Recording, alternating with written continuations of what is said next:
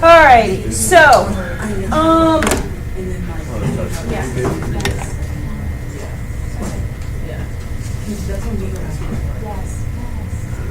alright, so, why do we want to do this? Okay, why do we care about row operations? Row operations are what is going to help us to solve the system of equations. And so remember how algebraically was method 1, what we did last week? Method 2 is your row echelon form. Okay? So, how you solve the system using row echelon is your first step is you're going to write the augmented matrix. So, what's my augmented matrix going to look like?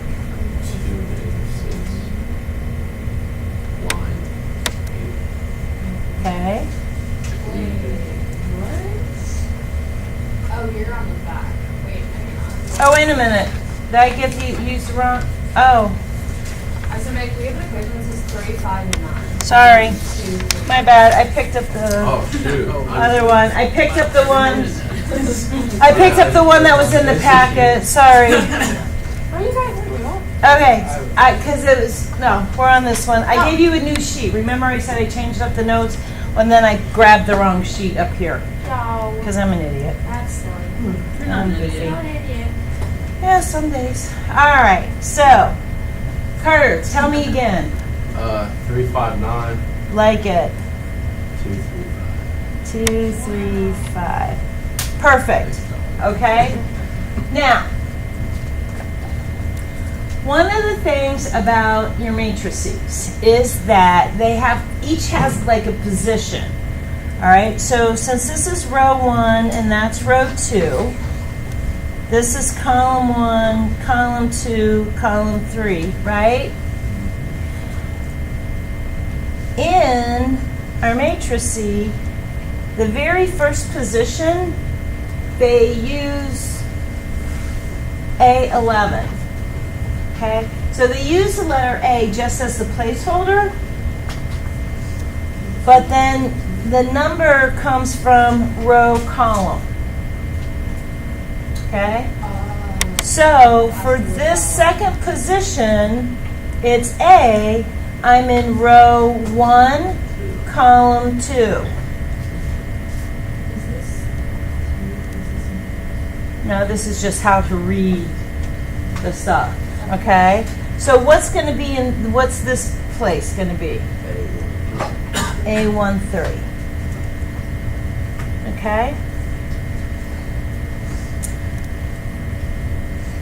Okay, so in order to do row echelon, okay, and we're just going to do a 2 by 2 right now to make it easy. You want in position A11 and in position A21, A11 has to be a 1 and A21 has to be a 0. Okay? You with me? Why? That's because that's the law. That's what the sheriff said we do.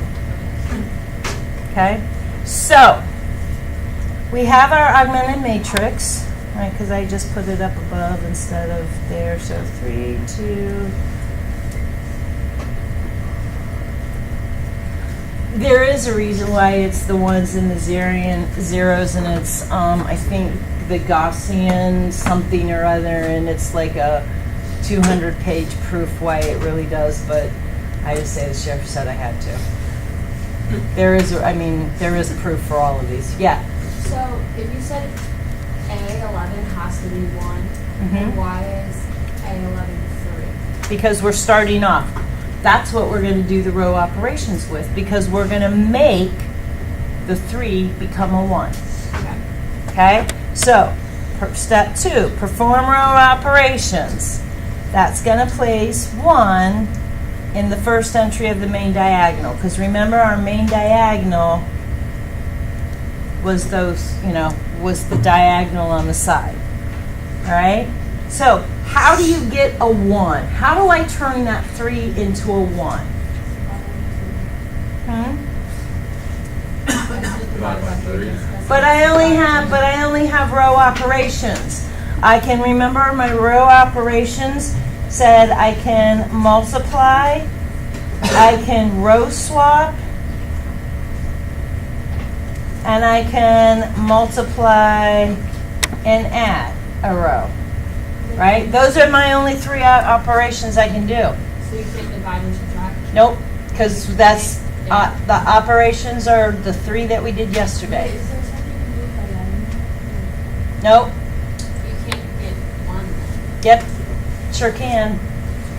Well, I don't know. Huh? I How do just you? think- How can I make something? What can I multiply a number by to get 1? Point? No, every time. Well, it could be a decimal, but we don't think in terms of decimal because decimals suck. Think in terms of what's another thing for a Oh, a decimal. negative? Well, No, not a fraction. negative. Multiply by A 1/3. Yeah, fraction. multiply by the fraction. So that's exactly what it is. So to get a 1, you multiply the row by basically the inverse. Okay? And since I have a 3, that means that I want row 1 to be 1/3 of row 1. Does that make sense? Because now, that means row 2 staying the same. So I'm going to just put those down there. So, 3, R1 equals 3x1. say what? So let's say R1 equals 3x1 or 1 over 3x. 1 over 3, 1, R1. 1 over 3 R1? Yeah, because row 1. Yeah. That's a 1, Wait, how That's a 1 because it's subscript. How is row 2 going to stay the same if that has to equal 0? We haven't done it yet. We only do one operation at a time. Great question. Oh, it's a Monday. Okay, so row 1 is 1/3 of row 1. So 1/3 times 3 gives me my 1. Awesome. 5 times 1/3 gives me 5/3. That's fine. Fractions are your friend no matter what you think. And 9 times 1/3 gives me 3. Awesome. Okay. The next step, perform row operations to leave a 0 below the 1. Okay, so So step 2 is for row 1 and step 3 is for row 2. well, in general, yes, but it depends on, but it's going to depend on your matrices, and it depends on what row you're on. If you have a 4 by 5, you could be on row 4, position 3, having to do stuff. This is just the general start. I have a question. Yes. So if first one, or if row 1 has to equal 1, row 2 has to equal 0, what Not row 1, position A11 yeah, position is A11 1. has to equal 1. Position A, or 2, 1 has to equal 0. What does position 3, 2 have to equal? Again, it depends on the size of the matrices, and that we'll get to that in 1 second. Okay? All right, so 2, to get a 0, okay? You're always doing the 0 after you make something a 1. Okay? So what you're going to do is you're going to multiply row 1,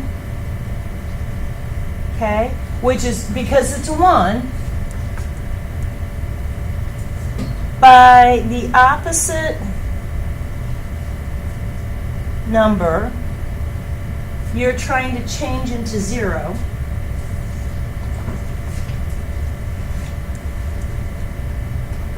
Of the number changing. Okay? And add to the row.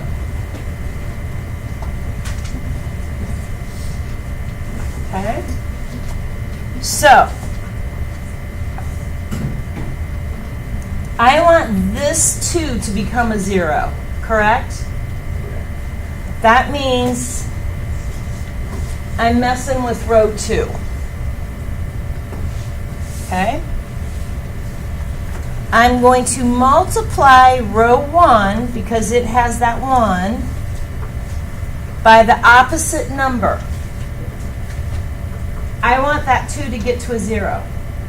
So I'm going to multiply it by a -2. And then add it to row 2. Okay?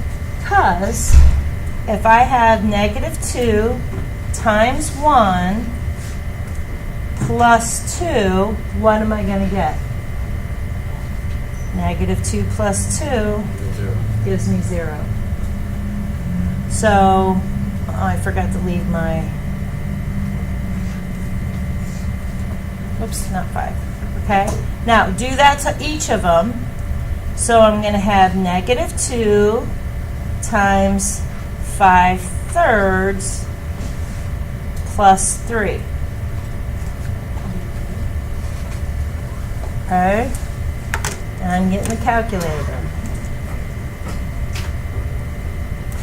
Come on, clear. All right, so -2 times 5/3 plus 3. Okay, so that gives me a -1/3. You with me? All right, last one position, I'm going to have -2 times 3 plus 5. So -6 plus 5 gives me -1.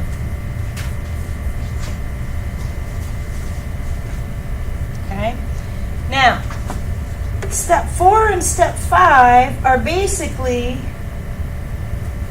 rinse and repeat depending on the size. You know, it depends on the size of your matrix. Okay? For a 2x2, I'm done. All right? Because let's think about what this means. I have 1, 5/3, 3, 0, -1/3, and -1, right? Put that back into your system of equations.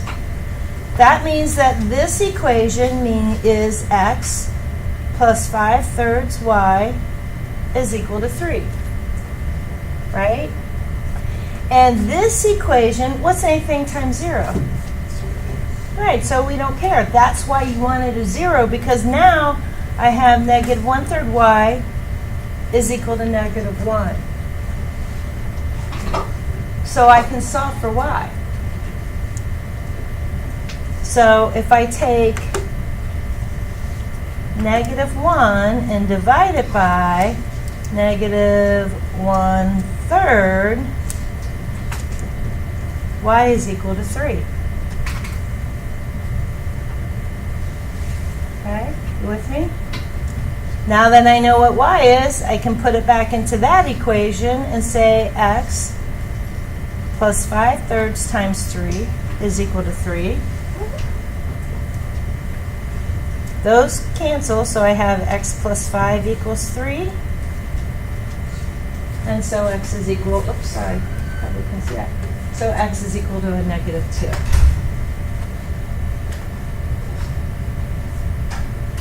So that means I get -2, 3 as my ordered pair.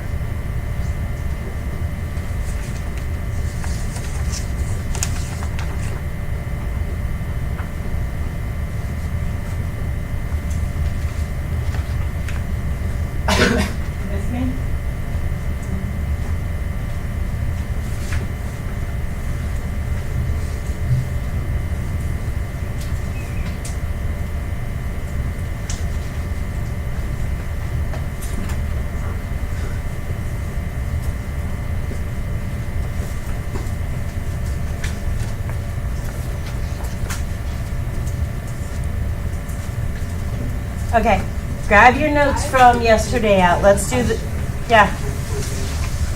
We're gonna keep, we've got another example. We'll keep going, So but it says y. We figured out y equals 3. So you put 3 back up there. How did you get y? because 5/3 times 3, that's 15 divided by 3, so that gave me 5. Okay? All right, so let's do the definition of row echelon form. Okay? Row echelon is a matrix when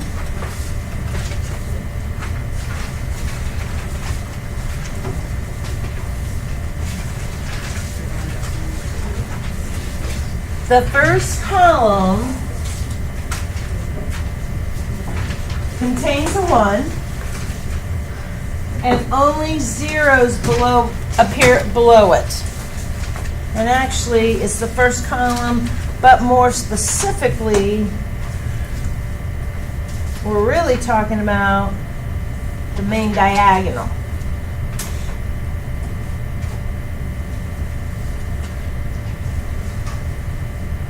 Okay?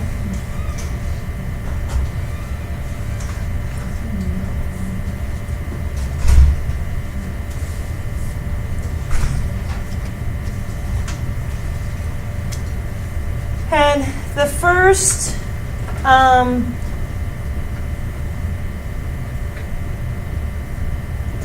non-zero entry in each row after your first row is a 1. Okay? And basically, the easy way to think about what all this is when you're doing row echelon, you want to get it so that your main diagonal down to the last lines are 1, and you're all zeros below. Okay? So, because if you stop to think about it, on this 3 by 3, if this was x, this is y, and this is z, that means I have 2z equals 6. I have y minus 3z equals negative 5. And I have x plus 2y plus 2z is equal to 12. And so I can solve for z, back up into y, then take both of those to back up and find x. Okay? So that's your definition of row echelon. The bottom half are the ones and zeros. All right? Can I do another example? This is back to the notes I gave you today. I'm sorry, I flipped back and forth between. On the back of But I decided we were going to need more than, no, we did this first. So I decided we were going to need more examples than what I had in the packet. That's the bottom line. I was looking at them like this. Okay, so step 1. Write my augmented matrix. What's my matrix going to be? 2, 6, 16. What's the bottom row going to be? 2, 3, 7. That's the easiest part, right?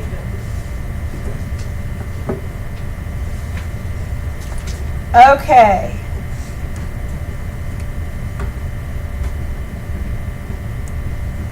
Perform row operations that place the entry.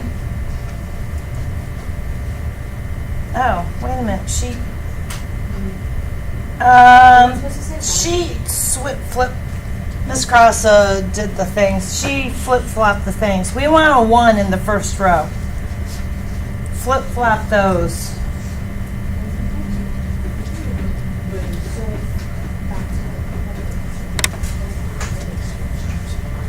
flip 1 and 2. Yeah, so this should really be step 2, and that's really step 3. Okay? So, because we want a 1 in the first entry of the first row. Okay? How do you get a 1? Multiply by the inverse fraction. So that means I'm going to take row 1, and multiply by 1/2.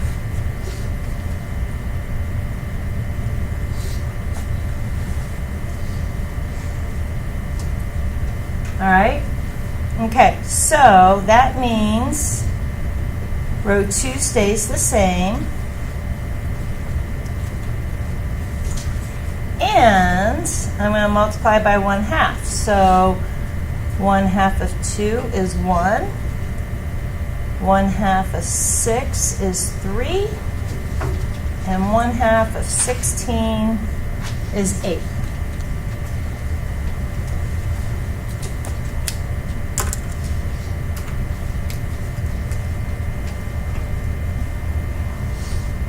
Okay? All right, third step. What do I want to do? Because I'm trying to get 0. So I want that 2 to become a 0, right? So row 2, I'm going to multiply row 1 by what? A -2, and then add it to row 2.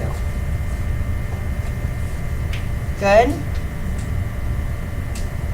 Yes. All right. That means row 1's going to stay the same. And I have -2 times 2 plus 2 gives me 0. -2 times 3 plus 3 gives me -3. And then -2 times 7, oh wait a minute, I'm sorry, 8 plus 7 gives me -16 plus 7, which is going to be -9.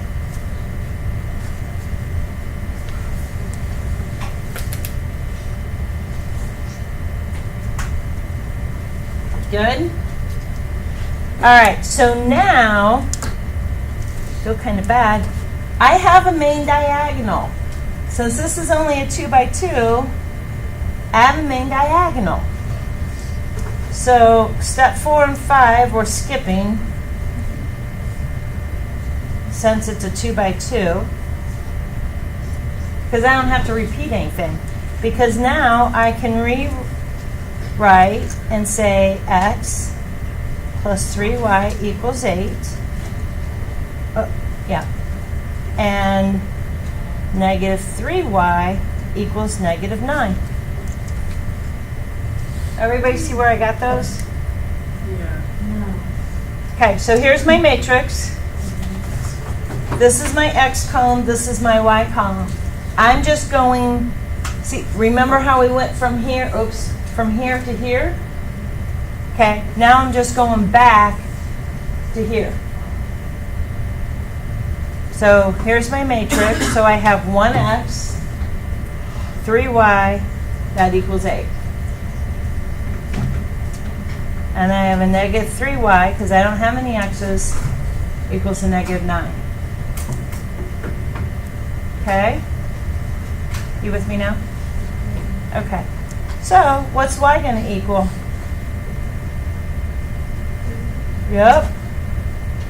And then I can just put it back into my first equation. So x plus 3 times 3 equals 8.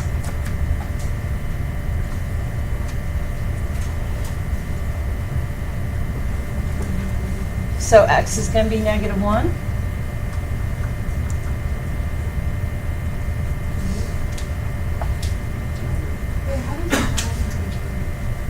Because I have -3y equals -9. So when I divide by -3, I get just regular 3.